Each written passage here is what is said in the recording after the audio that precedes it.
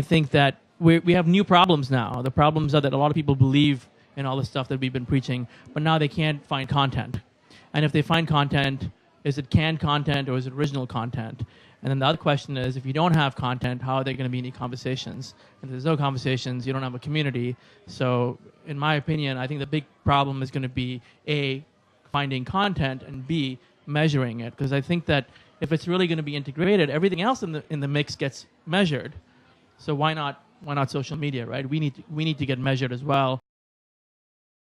I would simply answer the question with the answer to how do you measure lies in what your goal is. Bravo. And if your goal is to make money and your goal is to drive sales, then you measure by the amount of money you make and the amount of things you sell. And that means for a corporate blog or a Facebook page or a Twitter account that you need to have trackable links that go into your analytics, that go to the page and track the conversions, as Chris was talking about earlier, of how many people you sold an item to from that particular network. And so you need to set your goal of what you want to do. And maybe your goal is branding and awareness. And so maybe it's a soft metric, if you will. And so you can measure eyeballs and impressions, and you can measure conversations and depth and breadth of comments and all this great stuff. And if that's your goal, and you can measure that and you can accomplish that. But ultimately for a business, and Eric Brown, who's here from Urbane Apartments, who I have admired for basically for one quote, and then that's sort of led me into admiring him for a lot of other things. But his one quote that just made me think, this guy knows it. He's got it. He's nailed it. He said, and I'm paraphrasing because I've had a couple of blue moons, but he basically said, at the end of the day, what I measure is how many apartments did I rent? Because if you don't measure that, then social media is just a hobby. And that's absolutely dead on. If you're not measuring what you're moving, what needle you're moving for your business, then social media is just a frivolous sort of waste of time in essence. If you're just measuring eyeballs and all that good stuff, if you're not measuring the business metrics that count to you and to your business, which can vary from business to business, then you're just kind of, wasting time on Twitter. But Jason, isn't it go back to the same thing though? How do you measure, how do you, like back in the day, 15 years ago, we used to say, is a billboard effective? Because if you can't track it, like you put a Mercedes billboard up, they go into the dealership, they can't remember that they saw the Mercedes billboard. They buy the car. It doesn't get tracked to the billboard. Does the billboard budget get cut or not?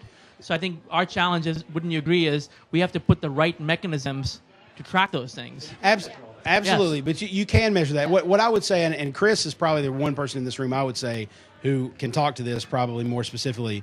I have always been an advocate of, billboards are great for branding and awareness, but I personally think it's impossible to track the quote-unquote ROI of the billboard, much like I think it's impossible to track the ROI of your secretary, and it's impossible to track the ROI of your finance department. But a billboard is one of those things that how many cars pass that by? You can subscribe to Nielsen and all these, really expensive, research firms that are full of crap. And they can tell you, 147,000 people passed your billboard, and you sold this many things on that in that particular week, and therefore that billboard is worth X. Well, that's crap, because nobody has just billboards. And if they do, they don't have a very smart marketing approach. You have to integrate it. It has to be about print and direct mail and your customer relationship management and your blog and your social media efforts and so on and so forth. Maybe your television advertisements, radio advertisements. It's all marketing. I fully believe that the most exact and efficient measurement of ROI is all-encompassing. You can't measure ROI for social media, just like you can't measure ROI for a billboard, but you can measure ROI for marketing. And so if you measure it from a broad-based standpoint, then you're making sense. The dollars look right. It's apples to apples as opposed to, okay, here's the billboard. What's the ROI? Nielsen says it's $150,000. Well, who wants to believe Nielsen all the time? Not me. No, I agree, and I agree with you guys as well. I think really what the challenge for me is that I think, especially in our industry, there's companies coming out there looking for like some type of cookie cutter approach to what's going on. And what really the challenge that I've come across is that somebody's looking to like just stroke a check and be like, can I be in social media? And so as we have all these conversations that go around where we say, oh, well, how can I measure it this way? How can I measure that? Guess what? Your company's going to measure it different than your company's going to measure, than your company's going to measure. And that's really where the challenge comes in, because we can have a conference like we're going to have, workshop, optimization summit that we're going to have. However, what all these people are going to take away, they need to understand what they bring back, and what they bring back to their organization is still going to have a unique tie to them as individuals, to them as a brand, as a company, whoever it's going to be, and how they even apply it to social media. For me, as Duncan and I have been telling, and Duncan talks a lot about content, and Duncan and I work together. Duncan, with Firebelly Marketing, has been our social media, kind of hub for JC Hart, and he talks a lot about content, and I talk a lot about being found.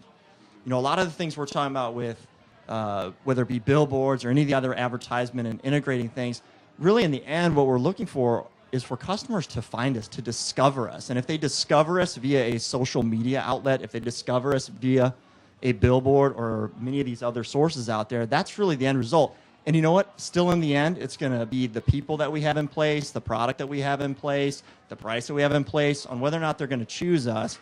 But in marketing, as we look at this, they're trying to discover us and come across that. And it's not going to be a cookie cutter approach, folks. So whatever we even tell you this week, guess what? You're going to have to make it your own. You're going to have to bring it home and make it your own.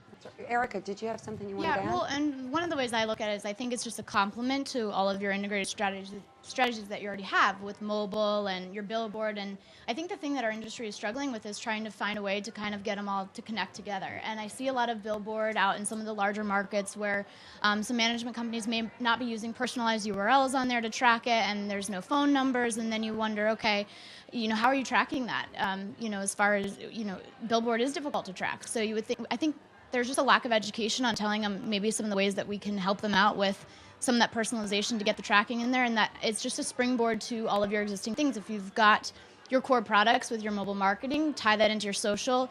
If you're advertising with print, make sure you're including your social media icons to drive that traffic back. And I think that that's one of the most interesting things I'm looking forward to in 2010 is to see how our industry is bringing this all together and really making the connection between all of the different marketing and media channels there. I need you to hold this. Okay. This is the prop. This is hold it right like this. This is your marketing funnel. This is your sales marketing funnel.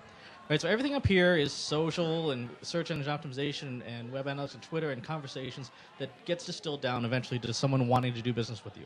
That gets down to someone actually doing business with you.